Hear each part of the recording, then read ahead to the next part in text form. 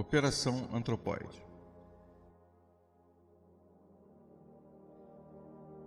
A nossa família histórica chegou a mais de 1000 inscritos. Gostaria de agradecer imensamente a cada um de vocês que se inscreveu, assistiu e apoiou o canal até aqui. Para que o nosso trabalho de pesquisa chegue a mais pessoas, peço uma gentileza especial, que continuem curtindo e compartilhando os nossos vídeos. Essa interação é fundamental para o YouTube recomendar o canal e aumentar as nossas visualizações. E esse agora é o nosso grande objetivo. Obrigado por estarem comigo nessa jornada. Agradeço a Deus por ter chegado a este momento tão especial junto com vocês. Vamos ao nosso vídeo. O protetor do Reich para a Boêmia e Morávia, o governador nazista do território tcheco ocupado, antes de Reinhard Heydrich, era von Neurath, nomeado Reichsprotektor quando o protetorado foi estabelecido em março de 1939. Embora seu título tenha permanecido o mesmo até 1943, Hitler considerou von Neurath muito suave na repressão da resistência tcheca. Sendo assim, em setembro de 1941, Reinhard Heydrich foi nomeado vice-protetor do Reich e assumiu o controle efetivo e o poder operacional do território, embora von Neurath formalmente mantivesse o título de protetor até 1943. Portanto, Heydrich foi enviado para Praga para atuar como o novo líder de fato e implementar políticas muito mais brutais do que as de von Neurath. Heydrich foi um dos homens mais poderosos da Alemanha nazista e uma figura importante na ascensão de Adolf Hitler. Como um potentado nazista, ele recebeu o comando geral da chamada Solução Final ou Solução dos Judeus na Europa, o Holocausto. Anthropoid foi o codinome para o assassinato do Schutzstaffel SS Obergruppenführer e General der Polizei Reinhard Heydrich, chefe do Reichsmain Security Officer, RSH, e Reichsprotektor, interino do Protetorado da Boêmia e Morávia. Heydrich representava os serviços de segurança combinados da Alemanha nazista. Apesar dos riscos, paraquedistas tchecoslovacos decidiram empreender a Operação Anthropoid para ajudar a conferir legitimidade ao governo exilado de Edvard Beneš, em Londres, bem como para retaliação contra o governo severo de Heydrich.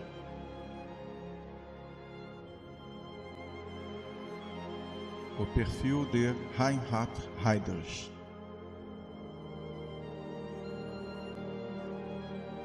O homem com coração de ferro, como Adolf Hitler o apelidou, tornou-se um alvo prioritário para os eventos dramáticos que se desenrolariam em Praga no dia 27 de maio de 1942.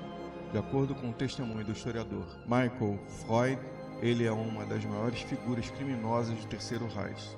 Em nenhum lugar da história do Terceiro Reich foi-lhe atribuído o seu devido lugar.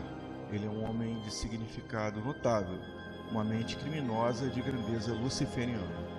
Nos estágios iniciais da guerra, o protetor do Reich frequentemente andava pelas ruas de Praga sozinho ou com apenas um ou dois guardas. Também preferia o Mercedes 320C de capota aberta, o que deixava totalmente exposto a snipers, a lançamento de bombas e afins. Embora o Führer lhe tenha ordenado a instalação de placas blindadas nos encostos dos bancos para limitar o efeito de granadas atiradas no interior do seu veículo. Estas peças de blindagem permaneceram paradas na garagem do castelo até a data do seu assassinato. Em contrapartida, Heydrich arranjou tempo para instalar estofados caros de crinas de cavalo no carro de passeio, proporcionando uma viagem mais agradável e confortável. Isso era tudo que os paraquedistas tchecoslovacos treinados pelos britânicos desejavam, uma vulnerabilidade para o ataque. Apesar de ser um indivíduo alto, bastante esguio, com o rosto comprido, um nariz proeminente, estreito e aquilino, e olhos pequenos e ligeiramente semicerrados, Reinhard Heydrich usava o seu cabelo loiro puxado para trás.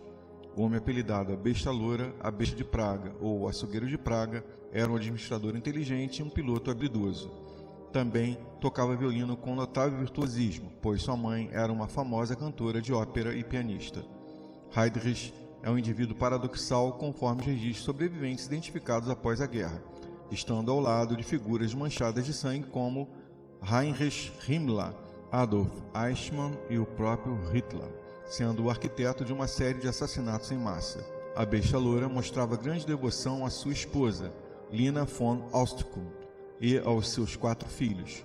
No entanto, embora inicialmente pareça ter ficado incomodado com os horrores infligidos aos judeus e estrangeiros durante o Terceiro Reich, Heydrich aplicou sua vontade de ferro para se forçar a continuar sempre nos momentos em que surgia o menor sentimento de dúvida. Como chefe da Gestapo, Heydrich construiu um infame programa chamado Nacht und Nebel, a noite e névoa. Esta operação da polícia secreta foi concebida para raptar e geralmente assassinar inimigos do Estado com cuidado e silêncio. Estes simplesmente desapareciam. O chefe da polícia nazista, Reinhard Heydrich, também criou um plano sórdido, um falso ataque ao território fronteiriço à Polônia, por unidades SS disfarçadas com uniformes poloneses, tendo assim uma justificativa mais sólida e contundente para a realização da invasão à Polônia. Uma unidade da SS nazista atacou alvos escolhidos cuidadosamente, sendo quartéis das unidades da Guarda Florestal próximos à cidade de Pichin, atual Bytna, na Polônia, e uma emissora de rádio em Gliwice, atual Gliwice, na Polônia. Heydrich também se envolveu intensamente na apreensão, deportação e execução dos judeus em toda a Europa. Foi um dos arquitetos do Holocausto, ajudando a consolidar a política nazista durante os primeiros anos da guerra na infame Conferência de Wannsee, realizada a 20 de janeiro de 1942, onde os nazistas decidiram o destino de todos os judeus da Europa.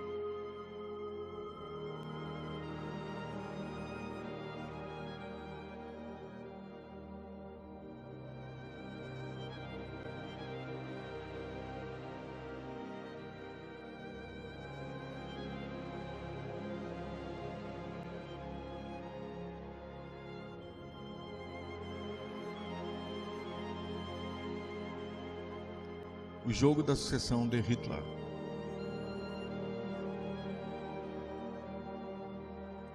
O primeiro na linha de sucessão de Adolf Hitler era o Reichsmarschall Hermann Göring, comandante da Luftwaffe.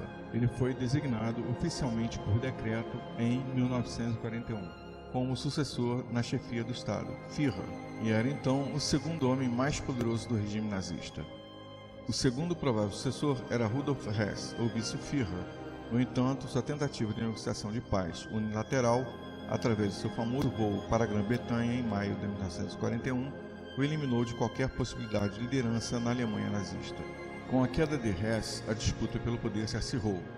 Heinrich Himmler, chefe da SS da Gestapo, e Martin Bormann, secretário particular de Hitler, subiram rapidamente na escala de influência, tornando-se os rivais mais prováveis de Göring. Hitler tinha uma admiração pessoal e um alto apreço pela eficiência, frieza e determinação de Heydrich. Ele o chamava de o homem com coração de ferro, um elogio que demonstrava a confiança de Hitler na capacidade de Heydrich de ser um líder implacável e ideologicamente puro. Dentro desse cenário competitivo surgiu a figura de Reinhard Heydrich. Embora nunca oficialmente nomeado, existia a especulação histórica de que Hitler o estava preparando para ser seu potencial sucessor, um futuro Führer para o Terceiro Reich. Caso o próprio Hitler morresse ou ficasse incapacitado, a ascensão e o poder de Heydrich representavam uma ameaça direta, não apenas a Göring, mas também a crescente influência de Bormann. Embora Hermann Göring fosse o sucessor oficial de Adolf Hitler por decreto, a ascensão meteórica de Reinhard Heydrich sugeria que ele poderia ser o potencial sucessor de fato aos olhos do Führer. Essa conclusão baseia-se em 4 pilares. Preferência de Hitler. A admiração de Hitler pela eficiência e determinação fria de Heydrich o consolidaria no poder. Controle do terror. A chefia do RSHA, que incluía a Gestapo e a SD, concedia a Heydrich o controle total sobre a segurança e inteligência interna do Reich. Executor ideológico. Sua liderança na organização da solução final dos judeus demonstrou a Hitler que ele era o indivíduo mais implacável e ideologicamente comprometido com o futuro do nazismo. Teste de liderança. Sua nomeação como vice-protetor do Reich interino da Boêmia e Morávia serviu provavelmente como um teste para demonstrar sua capacidade administrativa e domínio sobre o território estrangeiro. Esta crescente influência e poder eram ainda mais reforçados por sua idade, 38 anos, o que o posicionava como o futuro a longo prazo do regime, representando uma ameaça substancial aos líderes mais velhos, como Göring e Bormann, na disputa pela cúpula do poder nazista.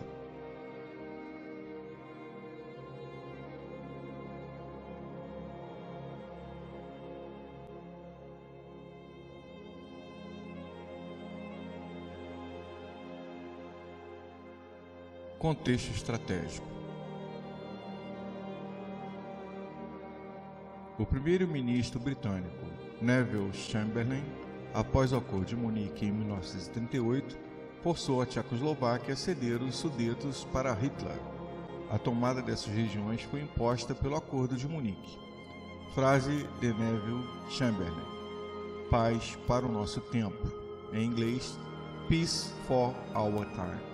A tomada dessas regiões foi imposta pelo Pacto de Munique, e o terror subsequente do Reich alemão quebrou a vontade dos tchecos por um período. Para os tchecos, essa frase de Chamberlain é lembrada com tristeza, amargura e ironia, pois simboliza o momento em que as potências ocidentais, Reino Unido e França, sacrificaram a Tchecoslováquia em um esforço fútil e inútil para evitar uma guerra. Essa ação acabou por resultar na invasão e ocupação completa do país pelos nazistas. Na época, Edvard Beneš viu-se traído pelas democracias ocidentais. Manifestou a sua repulsa à decisão, qualificando o acordo como uma traição de Munique. Chamberlain e Daladier vangloriavam-se como os promotores de uma paz definitiva. Os alemães concederam apenas 3 dias para que toda a população não germânica abandonasse a região. Edvard Beneš, entre idas e vindas à Grã-Bretanha e aos Estados Unidos, acabou por renunciar, formando um governo no exílio, sediado em Londres no ano de 1940. O governo exilado da Tchecoslováquia sob o presidente Edvard Beneš estava sob pressão da inteligência britânica, pois havia muito pouca ação visível desde a ocupação das regiões dos Sudetos em 29 de setembro de 1938 e a invasão do país em 1939. No final de 1941, Hitler controlava quase toda a Europa continental e as forças alemãs estavam se aproximando de Moscou. Os aliados consideravam provável a capitulação soviética. A resistência esteve ativa desde o início da ocupação em vários outros países derrotados em guerra aberta, como exemplo, Polônia, Iugoslávia e Grécia. Mas as terras tchecas subjugadas permaneceram relativamente calmas e produziram quantidades significativas de material para o Terceiro Reich. O governo exilado sentiu a necessidade de fazer algo mais contundente, algo que inspirasse a Tchecoslováquia, bem como mostrasse ao mundo que os eslovacos e tchecos eram aliados contra os nazistas.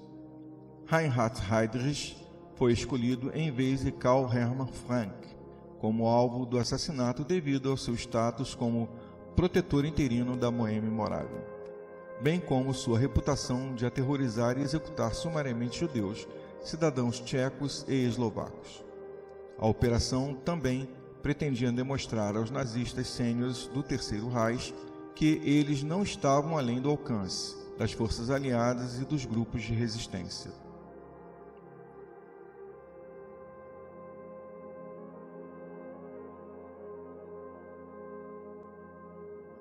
O planejamento da Operação Anthropoid.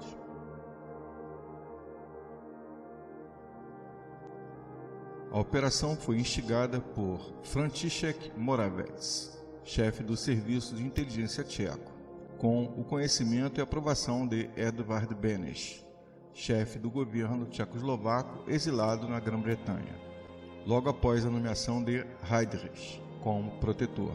Moravec informou pessoalmente o brigadeiro Colin Goebbels da operação. Goebbels, na época, era o diretor executivo das operações especiais britânicas, SOI, que possuía a responsabilidade das seções nacionais tchecas e polonesas da organização. Goebbels prontamente concordou em ajudar a montar a operação, embora o conhecimento dela fosse restrito a alguns quartéis-generais e equipes de treinamento do SOI. A operação recebeu o codinome Anthropoid, em inglês, e, no grego, significando semelhante ao homem, antropomorfo, um termo geralmente utilizado em zoologia, ter a forma semelhante à humana. A preparação começou em 20 de outubro de 1941. Moravec havia selecionado pessoalmente 2 dúzias dos mais promissores soldados, dentre eles 2.000 tchecos, exilados baseados na Grã-Bretanha. Eles foram enviados para um dos centros de treinamento de comando do SOI em Ariseg, na Escócia. O suboficial Józef Gabčík, eslovaco, e o sargento Karel Svoboda, tcheco, foram escolhidos para realizar a operação em 28 de outubro de 1941, dia da independência da Tchecoslováquia. Mas Svoboda foi substituído por Jan Kubiš, tcheco, após sofrer um ferimento na cabeça durante o treinamento. Isso causou atrasos na missão, pois Jan Kubiš ainda não havia concluído todo o treinamento, e os seus documentos falsos necessários para a missão não estavam prontos.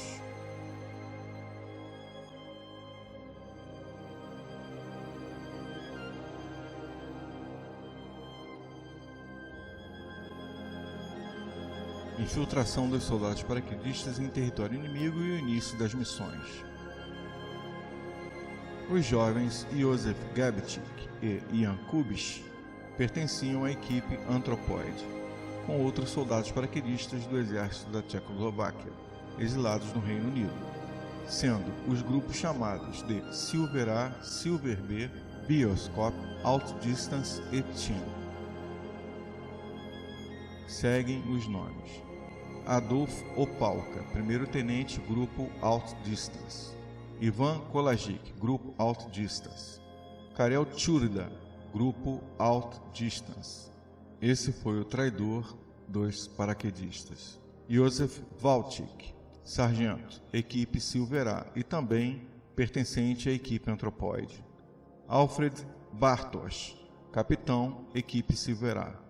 Iji Potuček, equipe Silver A. Arnoš Mikš, tenente, equipe Bioscope. Józef Bublik, equipe Bioscope. Jan Ruby, equipe Bioscope. Jaroslav Schwartz, equipe Team. Os grupos possuíam missões diferentes. Os jovens Józef Gabčík e Jan Kubiš partiram em voo pela RAF, esquadrão número 138, às 22 horas, no dia 28 de dezembro de 1941. Eles pousaram perto de Nervizde, a leste de Praga. Originalmente havia sido planejado pousar perto de Pilsen, mas os pilotos tiveram problemas de navegação e visibilidade durante a missão, devido à névoa e o inverno. Os soldados paraquedistas, já em solo, partiram para Pilsen, utilizando seus próprios meios para contactar os seus aliados, e de lá partiram para Praga, onde o ataque foi planejado. Em Praga, eles contataram várias famílias e organizações antinazistas, que os ajudaram durante os preparativos para o assassinato de Reinhard Heydrich. Os jovens Gabčík e Kubiš planejaram inicialmente matar Heydrich em um trem, mas após examinar os aspectos práticos, eles perceberam que não seria possível. O segundo plano era matá-lo na estrada da floresta, durante o percurso no caminho para casa em Praga. Eles planejaram puxar um cabo através da estrada que pararia o carro de Heydrich. Mas, depois de esperar várias horas, seu comandante, o tenente Adolf Opałka, do grupo Outdistance, veio para trazê-los de volta a Praga e abortar a missão. Acabaram por ficar com o terceiro plano, matar Heydrich em Praga.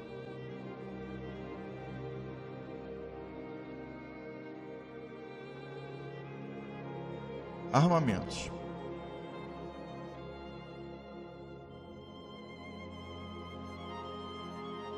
P-08 Luger. A P-08, conhecida como Luger, teve suas origens e design numa pistola produzida pela primeira vez em 1893 por um indivíduo chamado Hugo Borchardt. J. Luger acabou por desenvolver esse modelo ainda mais, modificando seu design e funcionamento. J. Luger produziu a nova arma que acabou levando seu próprio nome, conhecido até os dias de hoje. A pistola P-08 foi uma das principais variantes incorporada ao serviço do exército alemão em 1908, permanecendo como pistola de serviço padrão alemã até a introdução da Weita P-38 em 1938. O principal calibre encontrado na P-08 era o de 9mm. Cartucho Parabellum de 9mm foi desenvolvido especialmente para esta pistola. No entanto, versões de 7.65mm também foram produzidas. A P-08 é, e provavelmente sempre será, uma das pistolas clássicas, possuindo uma aparência peculiar e específica, com uma aura totalmente própria. Ela tem um bom manuseio, é fácil de mirar e sua construção é cuidadosa e primorosa. No final de 1942, os últimos exemplares alemães saíram das linhas de produção, e ela nunca foi totalmente substituída pela Weita P-38, em serviço no exército alemão. Após 1945, reapareceu comercialmente e continuará a ser fabricada por muitos anos. As Lugers, fabricadas pela Alemanha, estavam entre os troféus mais cobiçados durante as duas guerras mundiais, e muitas ainda sobrevivem ao tempo como peças de colecionador. Especificações: cartucho 9mm Parabellum, comprimento total 222mm, comprimento do cano 103mm, peso 877 gramas, carregador pente com 8 munições. Colt modelo 1903 Pocket Hammerless é uma pistola semiautomática de calibre .32 ACP, projetada por John Browning e construída pela Colt. O Colt modelo 1908 Pocket Hammerless é uma variante introduzida 5 anos depois, no calibre .380 ACP. Apesar do título, o modelo 1903 possui um cão. O cão fica coberto e escondido sobre a parte traseira do ferrolho, o que permite que a pistola seja carregada e retirada do bolso de forma rápida e suave. O Colt 1903 Pocket Hammerless, apesar do nome Hammerless, sem cão, na verdade possuía um cão interno que não era visível externamente, o que lhe conferia um perfil elegante e minimizava o risco de engasgar e prender em roupas ao ser sacada. Fabricada para ser uma arma de defesa pessoal discreta e confiável, a M1903 rapidamente ganhou popularidade não apenas entre civis, mas também entre oficiais da polícia e até mesmo militares de alta patente. Sua reputação de confiabilidade e facilidade de manuseio a tornaram uma escolha favorita. A pistola era oferecida em dois calibres principais, .32 ACP e posteriormente .380 ACP, na versão 1908 Pocket Hammerless. O Colt Pocket Hammerless foi usado no assassinato do SS Obergruppenführer Reinhard Heydrich, no protetorado da Boêmia e Morávia, em 27 de maio de 1942, em Praga. O assassinato foi bem sucedido devido aos ferimentos sofridos após a explosão da bomba atirada em seu carro. Especificações: peso 680 gramas, comprimento 180 mm, largura 30 mm, pente 8 munições na versão 1903 e 7 munições na versão 1908. Calibre .32 ACP na versão 1903 e .380 ACP na versão 1908.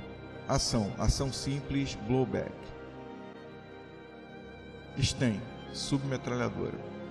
Após a evacuação de Dunkirk, em meados de 1940, o exército britânico ficou com poucas armas. Em uma tentativa de se rearmar rapidamente, as autoridades militares fizeram um pedido urgente de submetralhadoras simples que pudessem ser introduzidas em grande quantidade. Utilizando o conceito da MP-38 como exemplo, os designers começaram a trabalhar. Em poucas semanas, os resultados foram adotados. Sten MK1, a primeira versão. O primeiro resultado foi Sten MK1. Foi considerada um dos designs de armas mais feios de todos os tempos. Ela foi projetada para ser produzida de forma rápida e barata, usando ferramentas simples, evitando a usinagem demorada. tinha uma aparência horrível e gerou alguns comentários ruins quando foi apresentada pela primeira vez. Mas o importante é que funcionava muito bem. Sten MK2, o clássico. Em 1941, a Sten MK2 estava em cena e era mais simples que a MK1. Com o tempo, a Sten MK2 passou a ser considerada a Sten clássica e era uma versão totalmente metálica. A Sten MK2 era totalmente desmontável, cano, carregador e coronha. Com isso, ocupava muito pouco espaço, o que se revelou como uma das grandes vantagens de utilização. Depois de satisfeitas as necessidades iniciais das Forças Armadas, a partir de várias linhas de produção, incluindo as estabelecidas no Canadá e na Nova Zelândia, a Sten continuou a ser produzida aos milhares, sendo lançada por paraquedistas na Europa ocupada, com a finalidade de uso das forças de resistência e partisanos. A própria simplicidade da Sten e a facilidade com que podia ser desmontada para ocultação revelaram-se de grande valia. Os alemães passaram a temer a Sten e o poder de fogo que possuía. Os alemães aprenderam, tal como muitos outros, que o projétil de uma Sten era tão letal quanto qualquer outro projétil disparado de armas mais sofisticadas. A Sten MK2 foi a metralhadora utilizada na Operação Anthropoid. Especificações: calibre 9 mm, comprimento total 762 mm, comprimento do cano 197 mm, peso carregada 3,7 kg, carregador pente com 32 munições, cadência de tiro cíclica 550 disparos por minuto. Granada antitanque número 73. Durante a Segunda Guerra Mundial foi, na prática, frequentemente adaptada para missões de sabotagem e demolição. Os soldados frequentemente removiam a espoleta de ação dupla e utilizavam o conteúdo explosivo como uma carga de demolição convencional contra estruturas, casamatas ou posições entrincheiradas inimigas. Uma versão modificada e menor da granada número 73, adaptada para explosão por contato, foi notavelmente utilizada no assassinato do SS Obergruppenführer Reinhard Heydrich, em Praga, em maio de 1942. Os paraquedistas tchecos, Operação Anthropoid, realizaram essa modificação, confirmando sua utilização em operações clandestinas e de sabotagem. A grande quantidade de explosivos e o alto poder de destruição era fundamental para sua eficácia nesse sentido. Embora não fosse o seu propósito inicial principal de criação, as características físicas da granada número 73 a tornaram altamente adequada e amplamente utilizada como carga de sabotagem e demolição improvisada ou padrão.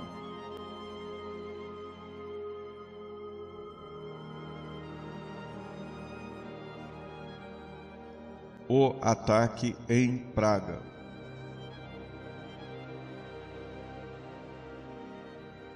A operação foi realizada em Praga em 27 de maio de 1942, após ter sido preparada pelo Executivo de Operações Especiais britânico, SOE, com aprovação do governo tchecoslovaco no exílio. Em 27 de maio de 1942, às 10h30 da manhã, Heydrich prosseguiu em seu trajeto diário para sua casa, no município de Panenskie Brejany, onde ficava o castelo de Panenskie Brejany, em Praga. Os jovens Józef Gabčík e Jan Kubiš esperaram no ponto de bonde, em uma curva fechada perto do Hospital Bulovka, em Praga. O local foi escolhido porque a curva forçaria o carro a desacelerar rapidamente, sendo um ponto ideal para o ataque. Józef Walczyk, do grupo Silverá, estava posicionado cerca de 100 metros ao norte de Gabčík e Kubiš, sendo vigia e alertando quando o carro de Heydrich se aproximasse. O Mercedes 320 conversível B de Heydrich chegou à curva 2 minutos depois. O veículo reduziu a velocidade como esperado. Gabčík entrou repentinamente na frente do veículo e tentou abrir fogo com sua submetralhadora Sten, mas ela acabou por emperrar. Com isso, Heydrich, assustado, ordenou que seu motorista da SS Oberscharführer Klein parasse o veículo, se levantando e atirando em Gabčík com sua pistola Luger. Kubisch, assistindo a tudo, arremessou a granada de contato antitanque modificada número 73 no veículo. A granada estava escondida em uma maleta carregada por Kubisch. Após a detonação, seus fragmentos rasgaram o para-choque traseiro do lado direito do carro, os bancos traseiros e frontais, incrustando vários estilhaços e fibras do estofado no corpo de Heydrich. Após o lançamento, a granada número 73 também acabou por ferir Kubisch. Também atordoados e desorientados, após a explosão, Gabitic e Kubisch atiraram em Heydrich e Klein com suas pistolas Colt M1903, mas não conseguiram acertá-lo, pois, como comentado anteriormente, ainda estavam atordoados com a explosão muito próxima. Klein então sai do carro em perseguição de Kubisch. Heydrich, por sua vez, cambaleou para fora do carro, aparentemente sem saber a extensão dos seus ferimentos provocados pelos estilhaços. Revidou o fogo e tentou perseguir Gabitic, mas logo desmaiou. Klein retornou de sua tentativa frustrada em perseguir Kubisch, que fugiu rapidamente da cena com sua bicicleta. Sangrando e muito ferido, Heydrich, já recobrando a sua consciência, ordena que Johannes Klein persiga Gabitic a pé, dizendo: "Pegue aquele bastardo."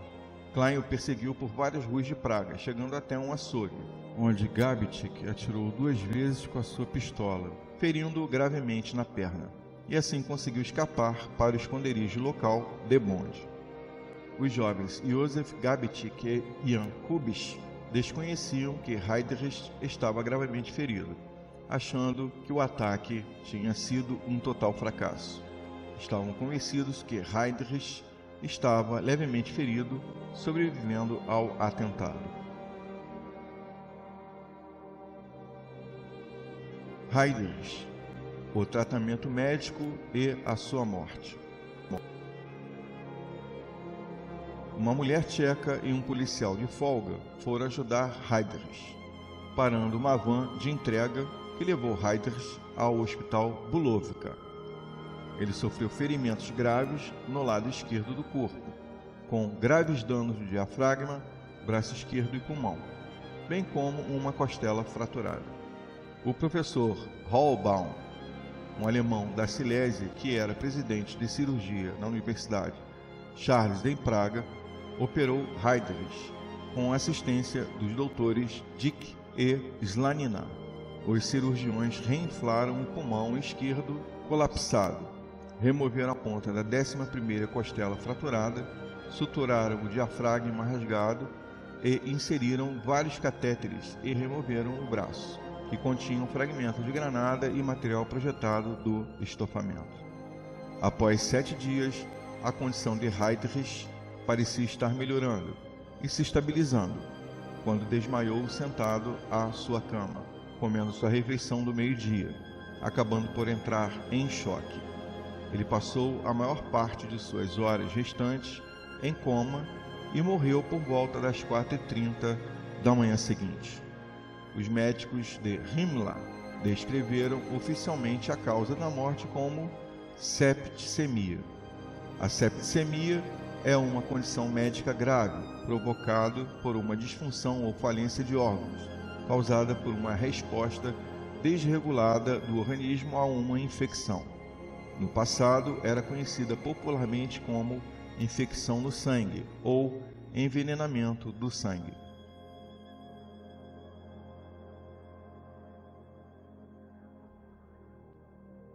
As represálias.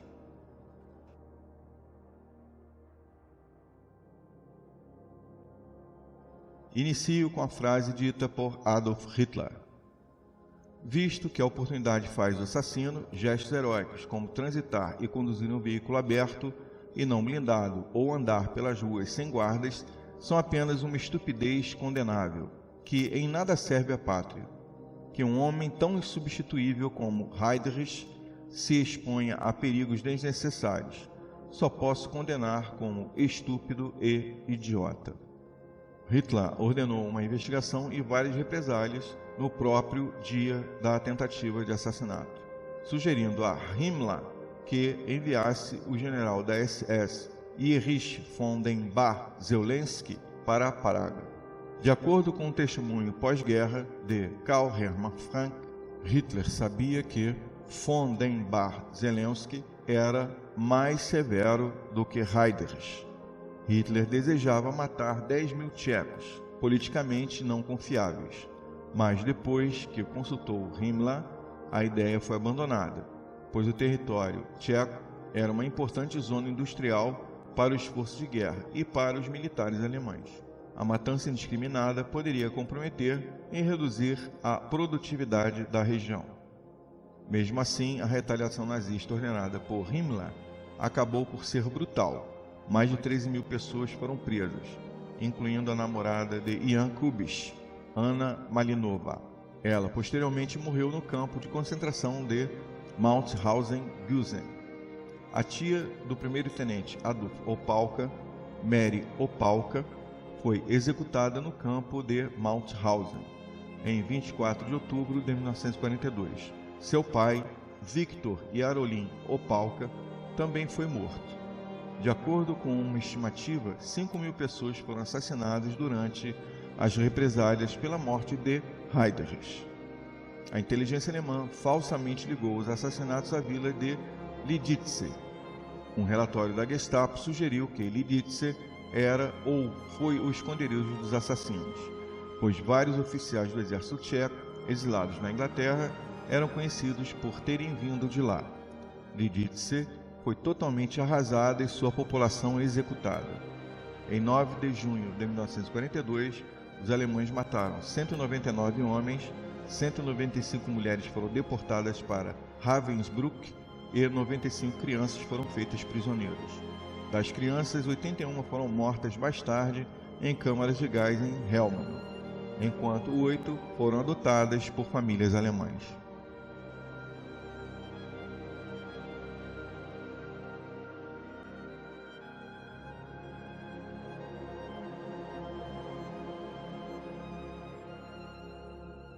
A vila tcheca de Ležáky também foi totalmente destruída, pois um transmissor de rádio pertencente à equipe Silverá foi encontrado no local.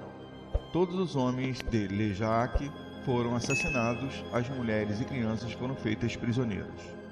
O governo tcheco no exílio não previu a possibilidade de os alemães aplicarem o princípio da responsabilidade coletiva em uma escalada sem precedentes e limites para vingar o assassinato de Heydrich. O custo de perdas humanas foi muito alto. Uma segunda hipótese seria, então, considerar um preço aceitável a pagar pela eliminação de Heydrich. E com o advento das represálias, reduziriam a aquiescência tcheca à administração nazista alemã. Winston Churchill, sabendo dos acontecimentos na Tchecoslováquia, fica furioso o suficiente para sugerir a ideia, nivelar 3 vilas alemãs para cada vila tcheca que os nazistas destruíssem. A Operação Anthropoid foi o único assassinato bem-sucedido de um nazista do alto escalão, organizado pelo governo inglês e tcheco. Mais tarde, a resistência polonesa matou 2 oficiais sêniores da SS do governo geral na Operação Kuchera e na Operação Bujko. Wilhelm Kuba, o general-comissar da Bielorrússia, foi morto na Operação Blow Up pela partidária soviética Helena Bazanik, uma mulher bielorrussa que conseguiu se infiltrar, encontrando emprego em sua casa, com a missão de matá-lo. Essa foi uma missão muito bem sucedida, como a missão que assassinou Heydrich, realizada pelos soviéticos, tendo as mesmas represálias cometidas pelos nazistas contra o povo. Massacres coletivos ocorreram também na Bielorrússia. 2 anos após a morte de Heydrich, foi estruturada a Operação Foxley, sendo uma tentativa de assassinato semelhante planejada contra Hitler, como alvo de um franco-atirador, mas não chegou a ser efetivamente executada. A caçada aos homens.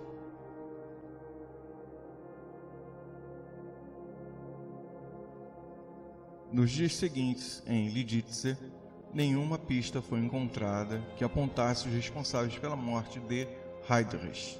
apesar da zelosa paciência dos nazistas para encontrá-los. Durante esse tempo, um prazo foi emitido publicamente para os militares e o povo da Tchecoslováquia, tendo como meta a prisão dos assassinos até 18 de junho de 1942. Se eles não fossem pegos até então, os alemães, como represália, ameaçaram derramar mais sangue, acreditando que essa ameaça seria o suficiente para forçar um informante em potencial a entregar os culpados. Muitos civis estavam de fato cansados e com medo de novas retaliações, tornando cada vez mais difícil esconder informações por muito tempo. Os agressores inicialmente se esconderam com suas famílias em Praga e depois se refugiaram na Catedral Ortodoxa Oriental dedicada aos santos Cirilo e Metódio. Os alemães não conseguiram localizar os agressores até que Karel Tchurda, paraquedista e um dos integrantes do grupo de sabotagem Outdistance, se entregou à Gestapo, dando a eles os nomes dos contatos locais da equipe pela recompensa de 1 milhão de Reichsmarks. Karel Tchurda traiu várias casas seguras fornecidas pelo grupo Indra, da resistência tcheca, incluindo a da família Moravets, em Žižkov. Na noite de 17 de junho de 1942, após as 4 da manhã, a Gestapo, liderada pelo inspetor criminal Oskar Fleischer, cercou todo o quarteirão e invadiu o apartamento dos Moravets. Oskar Fleischer foi um dos membros mais cruéis da Gestapo em Praga, também apelidado de O Açougueiro. A família foi obrigada a ficar de pé no corredor enquanto a Gestapo revistava o apartamento. Após espancamentos, Maria Moravets foi autorizada a ir ao banheiro, onde mordeu uma cápsula de cianeto e se suicidou. Alois Moravets, seu marido, não sabia todo o envolvimento da sua esposa, Mary Moravets, e a família com a resistência. Ele foi levado ao palácio Peszek e foi torturado durante todo o dia, mas se recusou a falar. No dia do ataque, Vlastimil, o filho mais novo, chamado carinhosamente de Ata, não estava em Praga. A Gestapo o convocou de volta para Praga com um telegrama falso afirmando que sua mãe havia ficado gravemente doente. Em 26 de abril de 1942, Vlastimil Moravets deu ao paraquedista Josef Gabčík a bicicleta que foi usada no assassinato. Após a captura, o jovem foi obrigado a tomar conhaque através de um funil colocado em sua boca. Temeroso, bem ferido pelas torturas a ele impostas, é provável que tenha ficado impactado e impressionado quando lhe mostraram a cabeça decepada de sua mãe em um aquário. Os torturadores da Gestapo avisaram: se ele não revelasse as informações desejadas para a identificação dos paraquedistas, seu pai seria o próximo. A determinação e a forte força de vontade de Ata quebraram, e ele acabou por revelar à Gestapo a informação tão desejada. Os paraquedistas estão na Catedral de São Cirilo e São Metódio, em Praga. Vlastimil Ata Moravets foi executado pelos nazistas em Mauthausen, em 24 de outubro de 1942, no mesmo dia em que seu pai e a sua noiva foram executados. Seu irmão Miroslav Moravets, em 1939, deixou a República para se juntar ao exército estrangeiro tchecoslovaco, no exílio. Em 14 de fevereiro de 1940, ele foi convocado em Marsella, França, com um número pessoal ZF-2139. A partir de 5 de outubro de 1943, ele foi listado como piloto da RAF, número RAF 787609. Ele voou na 310ª ala de caças da Tchecoslováquia pertencente à RAF.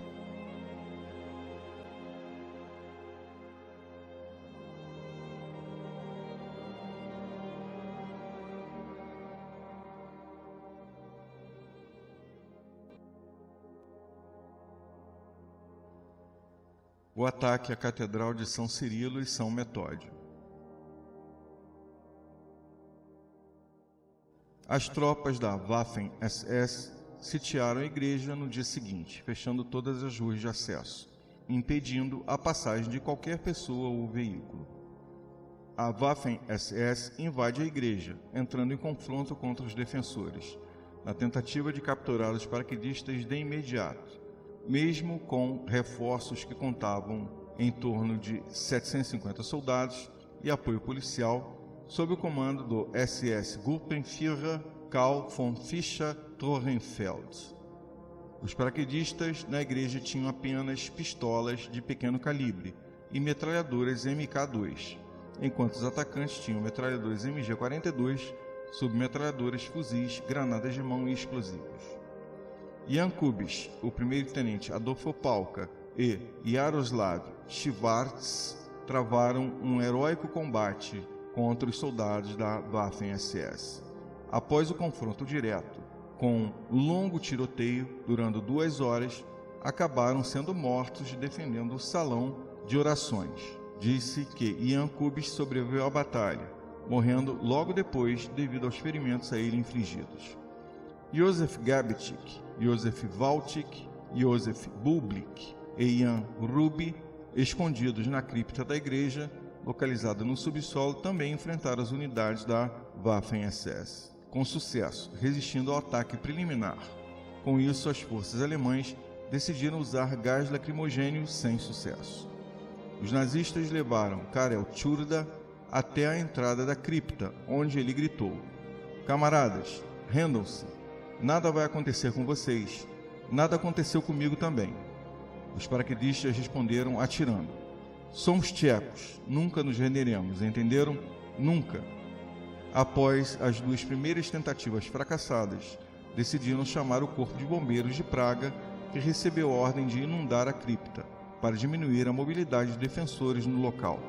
Nesse momento, o comandante da SS Gruppenführer, Karl von Fischer-Trönfeld, ordena um novo ataque da Waffen-SS.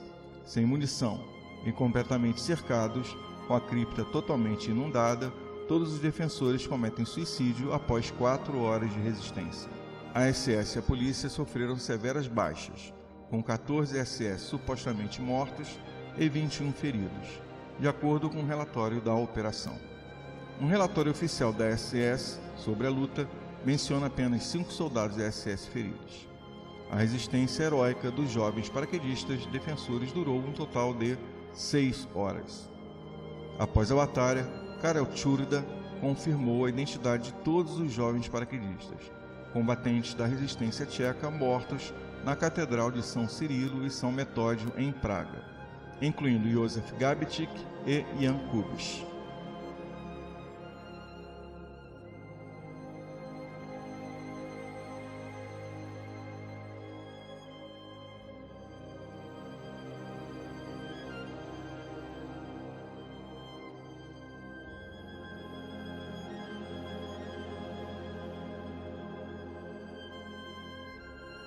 Consequências políticas. O assassinato de Heydrich foi um dos momentos mais significativos da resistência na Tchecoslováquia.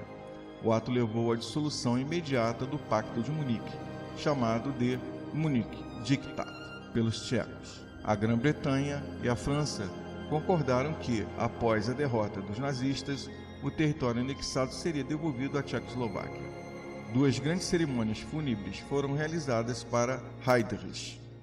A primeira em Praga, onde o caminho para o castelo de Praga foi ladeado por milhares de soldados da SS com tochas, e depois em Berlim, com a presença de todas as principais figuras nazistas, incluindo o próprio Hitler, que colocou as medalhas da Ordem Germânica e da Ordem de Sangue no travesseiro funerário de Heydrich. O Memorial Nacional dos Heróis do Terror contra Heydrich fica abaixo da Catedral Ortodoxa Tcheca, dedicada aos santos São Cirilo e Metódio, em Praga. Ferido no ataque, Heydrich morreu em 4 de junho de 1942. Antropóide foi o único assassinato bem-sucedido de um líder nazista sênior durante a Segunda Guerra Mundial. A tragédia da traição, a história de Karel Tchurda. Karel Čurda é um dos personagens mais controversos e infames da história da resistência tcheca durante a Segunda Guerra Mundial. A sua vida é um estudo de casos sombrios sobre o medo, a pressão, o colapso moral e os valores em tempos de guerra, culminando no ato de traição a todos os seus colegas, selando o destino dos heróis nacionais tchecos e eslovacos. Čurda serviu ao exército tchecoslovaco, ascendendo ao posto de sargento-mor. Após a ocupação da Tchecoslováquia pela Alemanha nazista, em 1979, ele se juntou a milhares de seus compatriotas, fugindo para o exterior, com a finalidade de continuar a luta. Ele se alistou no exército tchecoslovaco no exílio, na França, e após a queda desta, foi para o Reino Unido. Recebeu treinamento especializado britânico, acabando por fazer parte da Unidade de Operações Especiais Britânicas do SOE, se tornando um agente clandestino.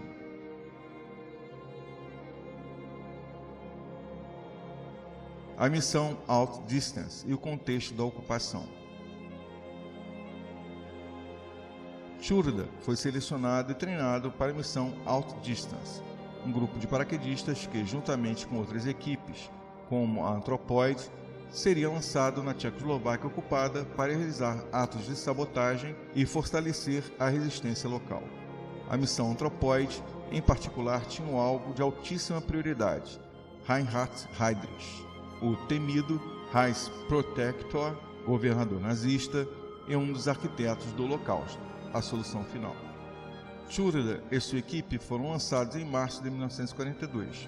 Seu objetivo principal era guiar o grupo para o local de operações, mas a aterrissagem do grupo foi um desastre. Ficaram desorientados, mas apesar dos contratempos iniciais, Čurda estabeleceu contato com a resistência e procurou cumprir as suas tarefas. No entanto, o clima de terror no protetorado estava atingindo ao seu auge. Heydrich era brutal e suas represálias contra a população civil eram notórias e violentas. O medo espalhado pelo regime era palpável e implacável. Foi nesse contexto que ocorreu a Operação Anthropoid, o assassinato de Heydrich, por Józef Gabčík e Jan Kubiš, a 27 de maio de 1942. A traição e a queda.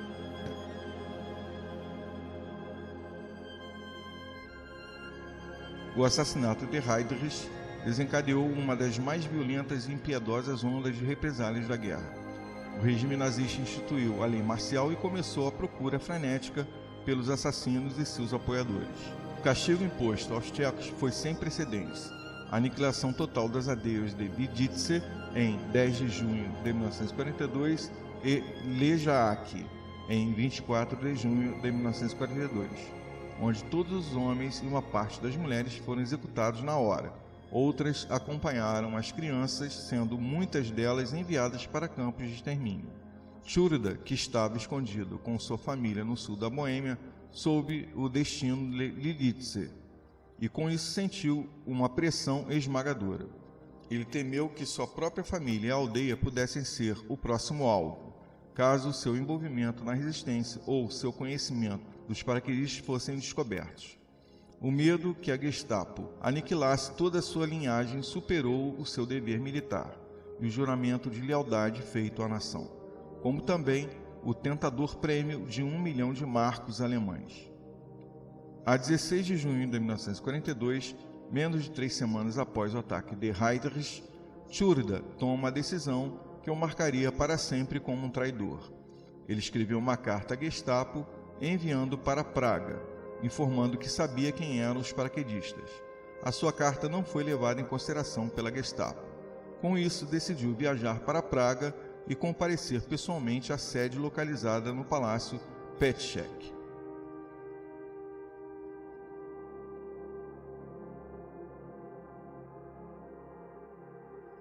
As consequências devastadoras.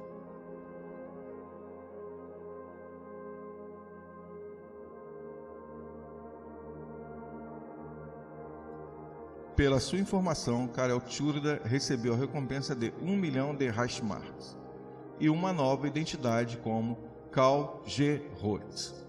O seu ato de traição revelou a localização do esconderijo dos 7 paraquedistas, incluindo Gabetic e Kubiš, que estavam na igreja de São Cirilo e São Metódio, em Praga. Após uma épica batalha de várias horas contra centenas de soldados da Waffen-SS e da Gestapo, em 18 de junho de 1942, os paraquedistas conseguiram resistir a um cerco implacável, mas acabaram por sucumbir. 3 deles morreram em combate na nave da igreja e, quando as forças nazistas tentaram invadir a cripta, os paraquedistas restantes lutaram resistindo por várias horas. Cercados, acabaram cometendo suicídio. Evitando a captura e a tortura, recusaram-se a quebrar o código de silêncio. As informações passadas por Karel Tjurda não cessaram. Ele acabou por se tornar um colaborador ativo da Gestapo, um Vertrauensmann, informante de confiança, e utilizou o seu conhecimento da rede de resistência para identificar e denunciar centenas e centenas de apoiadores da resistência, incluindo a família Moravec, que tinha abrigado a equipe Anthropoid. Estima-se que as suas traições levaram à prisão e execução de pelo menos 250 pessoas que ajudaram a resistência tcheca.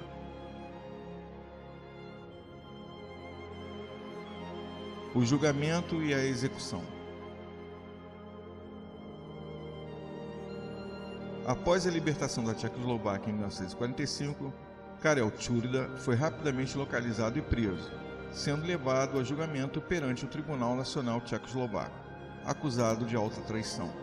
Durante o julgamento, quando lhe perguntaram como foi capaz de trair seus companheiros, Karel Tjurda teria proferido uma frase fria e cínica que resume a sua justificação. Acho que faria o mesmo por 1 milhão de marcos. A sua defesa, baseada no medo pelas represálias que poderiam cair sobre sua família, não foi suficiente para a corte. A corte analisou e averiguou a sua colaboração contínua como membro para a Gestapo. Essa foi a prova cabal de sua culpa irredimível perante a corte e as testemunhas presentes no tribunal. Karel Tjurda foi considerado culpado de alta traição e condenado à morte. Ele foi enforcado na prisão de Pankrác, Praga, em 29 de abril de 1947, aos 35 anos. Foi executado no mesmo dia de William Gerig, outro traidor, informante da Gestapo e vil colaborador, também treinado pelo Departamento de Operações Especiais SOI, se tornando um agente clandestino. A sua história serve como uma advertência na historiografia da Segunda Guerra Mundial, contrastando vividamente o sacrifício heróico dos paraquedistas com a capitulação individual perante o terror nazista. A traição de Karel Tjurda é lembrada nos dias de hoje com o preço que a resistência tcheca pagou pelo sucesso da Operação Anthropoid e a vingança subsequente do regime propagado por Hitler. O Memorial Nacional dos Heróis do Terror contra Heydrich, em Praga, Catedral de São Cirilo e São Metódio. O que este local abriga não é uma mera edificação, mas sim um dos mais pungentes e importantes testemunhos da coragem e do sacrifício humano durante a Segunda Guerra Mundial. O Memorial Nacional aos Heróis do Terror contra Heydrich, situado sob a Igreja Ortodoxa Tcheca de São Cirilo e Metódio, é a última e sagrada homenagem aos paraquedistas Józef Gabetic e Jan Kubiš, que executaram a Operação Anthropoid, o ousado plano para assassinar Reinhard Heydrich, como também os demais paraquedistas Adolfo Palka, primeiro-tenente do grupo Alta Distance, Jan Ruby, Jaroslav Schwarz, Józef Bublik e Józef Walczyk. Heydrich, o temido e brutal Reichsprotektor da Boêmia e Morávia, conhecido como o Carniceiro de Praga, é uma das principais figuras por trás da solução final dos judeus. Enquanto a fúria nazista varria o país, os 7 paraquedistas Józef Gabetic, Jan Kubiš, Adolfo Palka, Jan Ruby, Jaroslav Schwarz, Józef Bublik e Józef Walczyk encontraram refúgio na cripta desta igreja, o templo que à primeira vista poderia passar despercebido em meio à arquitetura barroca de Praga após a traição de Karel Tjurda transformou-se no seu último santuário e o campo de batalha final, dando início a um circo dramático e desigual durante 6 horas. O que se seguiu na escuridão úmida da cripta foi um ato de heroísmo sem precedentes. Mesmo feridos e sem esperança de fuga, os homens da cripta lutaram até a sua última bala, para não caírem vivos nas mãos dos nazistas e serem forçados a revelar informações sobre a resistência tcheca. Eles optaram pelo suicídio. As marcas dos tiros, inclusive nas janelas do porão, ainda são visíveis até os dias de hoje, sendo um lembrete físico e brutal do combate final. O local transformado em memorial é hoje um espaço de profunda contemplação. A cripta em si é a peça central. Paredes de pedra grossas, pouca luz e a atmosfera agressiva transportam o visitante para 1942. É possível ver as marcas de bala e estilhaços nas paredes, perto das janelas da rua, o que reforça a realidade do confronto. Os túmulos simbólicos dos paraquedistas dispostos no chão da cripta evocam a solenidade e a tragédia de seus sacrifícios.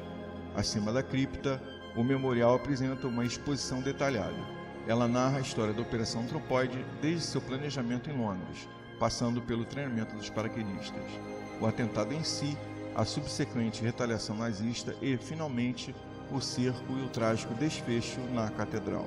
A extensão contextualiza a bravura dos homens na luta pela liberdade da Tchecoslováquia e ressalta o apoio crucial que receberam de pessoas comuns e clérigos da igreja, incluindo o bispo Gorazd. Um tribunal marcial público foi realizado com clérigos ortodoxos em 3 de setembro de 1942. Em 4 de setembro de 1942, o bispo Gorazd, o padre Václav Chika, o padre Vladimir Petchek e o presidente do Conselho de Anciãos da Igreja de São Cirilo e Metódio, Jan Sonnevent, foram levados ao campo de tiro Kobyliska, em um subúrbio ao norte de Praga, e fuzilados. O bispo Gorazd, o padre Václav Chika e o padre Vladimir Petchek foram canonizados pela Igreja Ortodoxa nas terras tchecas e eslovacas, juntamente com outros novos mártires. Em resposta ao assassinato, os nazistas do protetorado dissolveram a Igreja Ortodoxa local, proibiram sua atividade e confiscaram suas propriedades. Continuaram a utilizar a Catedral de São Cirilo e São Metódio como armazém. O Memorial Nacional dos Heróis do Terror contra Heydrich não é apenas um museu de guerra, é um santuário à memória, à resistência moral e à determinação em face à tirania. Ao visitar a Catedral de São Cirilo e São Metódio, em Rezova 307, Nona, Praga, nós não estamos apenas testemunhando a história, mas a homenagem àqueles que, mesmo encurralados e com pouca ou nenhuma hipótese de fuga, escolheram a morte digna do que a submissão, a tortura e a morte. O local é uma poderosa lição sobre o custo da liberdade e o espírito indomável do povo tcheco, garantindo que o sacrifício de 2 jovens, Józef Gabčík e Jan Kubiš, com seus companheiros, o bispo, os padres, parentes e pessoas comuns, jamais sejam esquecidos.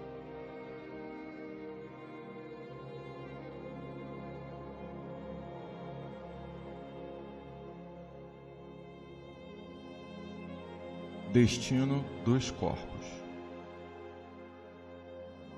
Após a batalha final na cripta da Catedral de São Cirilo e São Metódio, em Praga, na qual Jan Kubiš morreu devido aos ferimentos e Józef Gabčík suicidou-se para evitar a captura, os nazistas utilizaram seus corpos e os dos outros paraquedistas como forma de terror e humilhação.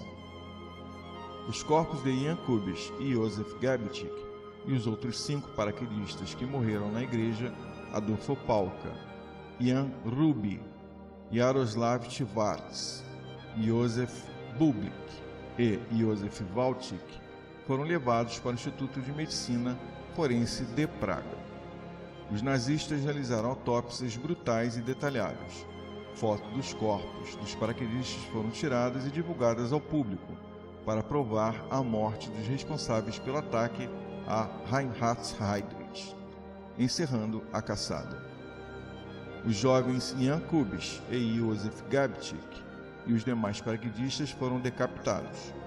As cabeças de Kubiš e Gabčík foram perfeitamente preservadas em formaldeído para serem exibidas no futuro Museu do Crime, que seria criado pelos nazistas depois da guerra. Dos paraquedistas restantes, apenas os crânios deveriam ser preservados.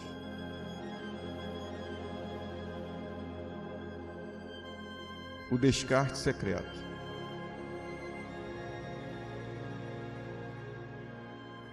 Após as autópsias, os corpos foram removidos do Instituto de Medicina Forense. O destino final foi deliberadamente mantido em segredo pelos nazistas, sendo provavelmente no cemitério de Dablice, nos arredores de Praga. Os corpos foram colocados em sepulturas não marcadas em valas comuns, provavelmente na seção 29, onde muitos outros prisioneiros políticos e vítimas das represálias nazistas foram jogados. O local final desconhecido. Os nazistas jamais permitiram que os corpos tivessem um enterro digno, ou seus locais de sepultamento fossem marcados e divulgados. O objetivo era negar-lhes qualquer memorial e apagar qualquer vestígio de sua existência e heroísmo. Atualmente, o local exato de sepultamento dos paraquedistas no cemitério de Dablice é desconhecido. No entanto, a seção 29 do cemitério serve como um memorial e local de homenagem a todas as vítimas da tirania nazista, incluindo os heróis da Operação Anthropoid. Em resumo, os corpos foram utilizados como propaganda nazista e depois descartados secretamente, mas seu sacrifício é hoje lembrado e reverenciado na cripta da catedral, como também em diversos outros memoriais. O campo de concentração de Mauthausen-Gusen, a destruição pela escravidão. O complexo de campos de concentração de Mauthausen-Gusen, estabelecido perto de Linz, na Áustria, então anexada pela Alemanha nazista em 1938, foi um dos centros de terror mais antigos do Terceiro Reich, classificado como um campo de categoria 3. Era oficialmente destinado aos prisioneiros considerados mais perigosos ou irrecuperáveis, o que na prática significava as piores condições, tendo uma das maiores taxas de mortalidade. A característica central de Mauthausen era a pedreira de granito, onde os prisioneiros eram submetidos a um regime de destruição pelo trabalho. A tarefa mais infame era carregar blocos de pedra por 186 degraus irregulares, conhecidos como a escadaria da morte. Prisioneiros que desfaleciam eram frequentemente jogados dos precipícios da pedreira, um ato de assassinato em massa, disfarçado de acidente ou suicídio.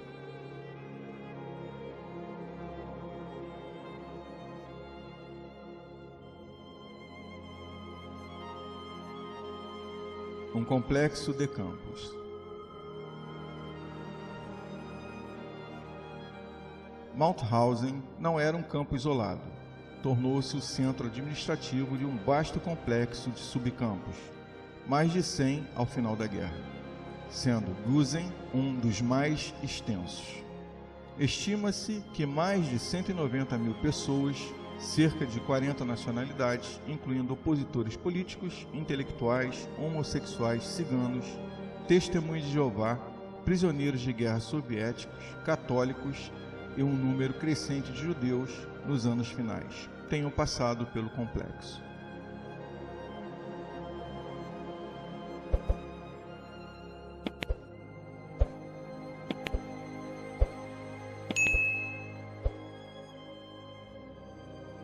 Embora não tenha sido criado como um campo de extermínio se comparado a Auschwitz ou Birkenau, o extermínio sistemático era o foco central de sua operação.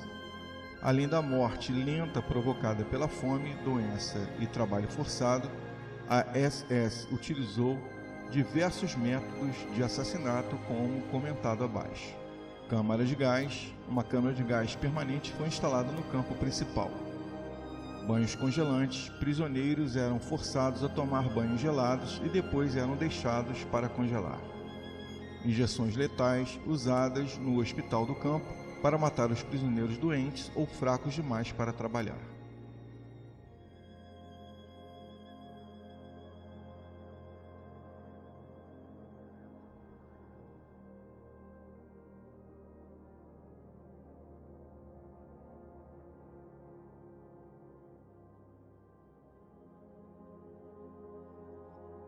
Ação 14F13, o programa de eutanásia nazista em campos de concentração.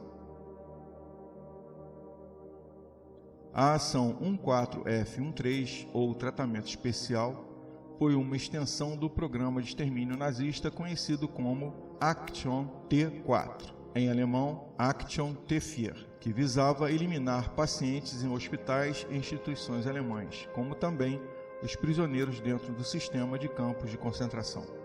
O 14F13 era o código de registro da SS para esta categoria de morte, indicado que o prisioneiro deveria receber o tratamento especial, um codinome nazista para assassinato. O objetivo primário da ação 14F13 era eliminar prisioneiros de campos de concentração que fossem classificados como incuráveis, aqueles com doenças físicas e mentais graves, carga inútil e indivíduos considerados incapazes de trabalhar, representando um fardo econômico e logístico para o regime nazista. Indesejáveis, judeus, cristãos, comunistas, homossexuais e outros prisioneiros políticos ou sociais indesejados foram incluídos nessa categoria sob o pretexto de estarem doentes ou incapacitados. Execução. A seleção dos prisioneiros era feita por médicos da SS e comissões especiais. Os prisioneiros eram geralmente reunidos nos campos e submetidos a exames superficiais, muitas vezes com base apenas em seus registros ou aparência. Os prisioneiros selecionados sob a ação 14F13 eram frequentemente transferidos dos campos de concentração para centros de extermínio da Aktion T4, como Heidrun ou Sonnenstein. Nesses centros, eles eram assassinados por gás monóxido de carbono. A ação 14F13 demonstra a expansão da ideologia nazista, da eugenia e da vida indigna de ser vivida. A comunidade e a evolução das técnicas de assassinato em massa seriam aplicadas em escala ainda maior no processo de solução final. O programa continuou em formas modificadas e menos centralizadas, mesmo após o fim oficial da Aktion T4 em 1941, e levou à morte de dezenas de milhares de pessoas. Mauthausen foi um dos últimos grandes campos a ser libertado pelos aliados. Quando as tropas da 11ª Divisão Blindada do Exército dos Estados Unidos chegaram em 5 de maio de 1945, encontraram dezenas de milhares de sobreviventes, mas também uma evidência chocante da brutalidade nazista. Apesar dos esforços da SS para destruir arquivos, instalações de extermínio antes da chegada dos aliados, a evidência dos crimes permaneceu. O complexo de Mauthausen-Gusen é um local de memória sombrio, onde se estima que mais de 90 mil pessoas foram mortas, sendo, nos dias de hoje, um memorial e um testemunho inabalável mantido para evitar o esquecimento do Holocausto e dos crimes de guerra nazistas. Frase de Elie Wiesel, sobrevivente do Holocausto e Prêmio Nobel da Paz: o oposto do amor não é o ódio, é a indiferença.